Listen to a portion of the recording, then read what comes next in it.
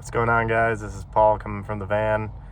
Today I'd just like to talk about budgeting in terms of through hiking and how I'm planning personally on how to do it, and also just tips for future through hikers, whoever may be interested in knowing on how to go about it or how to do it.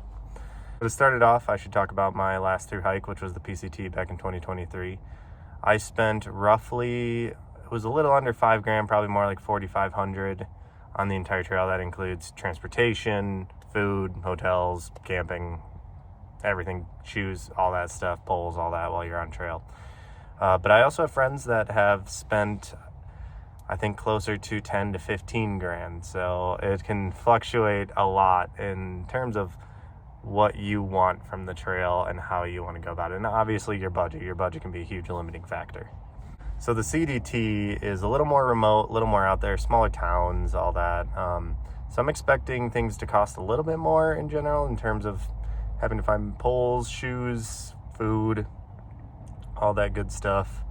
Even just lodging for when I'm in town, want to get a shower. I'm expecting things to, if it was $4 on the PCT, probably $6 on the CDT. So first I'll go into personally what I'm doing to save money to be on trail, when I'm on trail, all that, what I did on the PCT to kind of keep my budget as low as possible. Well, first things first, I live in my van, this thing right here. So I pay $0 in rent, just gas. I'm able to go around, which is very nice. Cuts out a huge expense. I also plan to cancel my car insurance while I'm on trail. All I have to do is just drop my van off. It has everything I have in it. Drop my van off at a friend in Denver's, fly to wherever I need to go to get to the start of the CDT up in Montana. And so that'll save me a few $100 while I'm on trail for 4 to 5 months.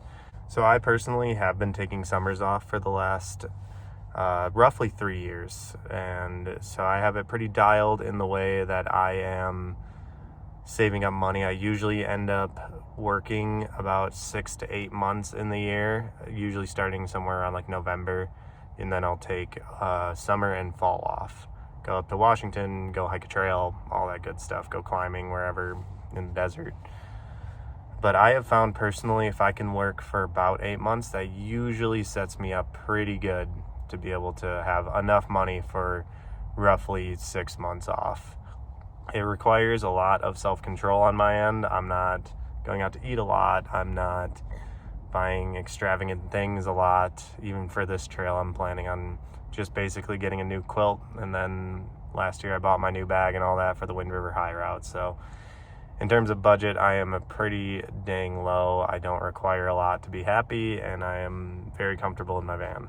So now that I kind of went over my personal finances on how I do that stuff, I'll go into just a couple tips for anybody who's interested that's watching this, on how you can save some money while you're on trail, and what you can do in terms of budgeting your way through it, because I think that can be really hard for some people. They're a good way to, in my opinion, enjoy town, but also kind of stay on a more like straighter track in terms of hiking, making sure you get your miles and all that. I like to personally, and this saves me a ton of money actually, I like to plan my days where I hike near to town.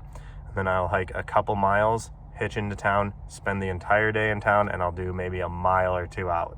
Then you get a whole day in town, you can shower, get clean, do your resupply, enjoy the town, and by the end of the day you get out, you don't got to pay for lodging, anything along those lines. But occasionally, sometimes you do just want a bed, and I'm definitely guilty of it, so do what you can. But if you can do that a lot, then that will save you a lot of money. And sometimes too, these towns, when they're really hiker friendly, will have a campground that's $5 a night specifically for hikers, which is super nice, or even free. Like certain towns like Lander, they have the city park where it is completely free to set up your tent and camp. So I don't really have to worry about this much, but a lot of people who have apartments, what they will do is a lot of my friends, they will either sublease for the few months that they're gone, or they will also plan their hike around when their lease ends. So it'll end a few months before, they'll go live with their parents for a little bit, fly out, do the trail, just so you're not having to pay anywhere from $1,500 to $600 a month for a room that you won't be at for almost 5 months, arguably even 6, depending on what trail you're on. So something I'd like to touch on, especially for the newer thru hikers out there, is you don't necessarily need ultralight stuff.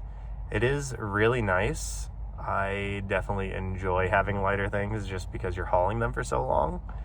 But I did the PCT with a 3-pound, $100 Osprey pack and a huge anchor bank, power bank that I just had. And most of it was because before I took off for the PCT, I was planning on getting a new pack, all this new stuff, new tent, everything that's lighter. But I had to do a bunch of car repairs before I took off, and it ate into my budget in terms of buying gear.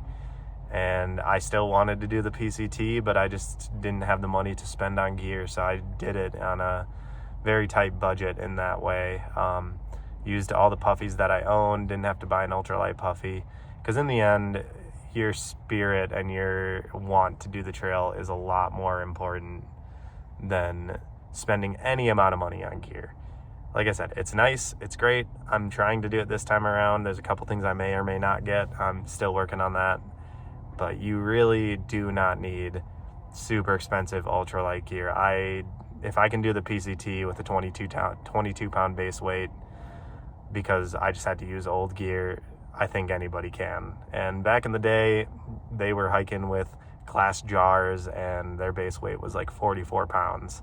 So say what you will, but ultralight gear is unnecessary. It's nice, but unnecessary. If you are on a budget for a thru hike, you can definitely pull it off.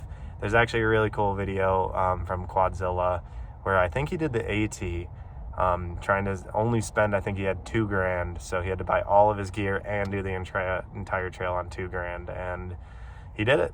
And it was really cool to watch. There was a couple things he skimped on that he regretted and ended up having to buy name brand, like some shoes, but for the most part, he was able to go off-brand, just have some heavier stuff the entire time, and it was really cool to see that, you can do this stuff on a budget and not spend a lot of money. And I think it's important to get through to people, because when you look up backpacking videos, it's all about the best gear that you can have and getting new stuff and Dyneema and all this stuff, and that's just not true. You just don't need it.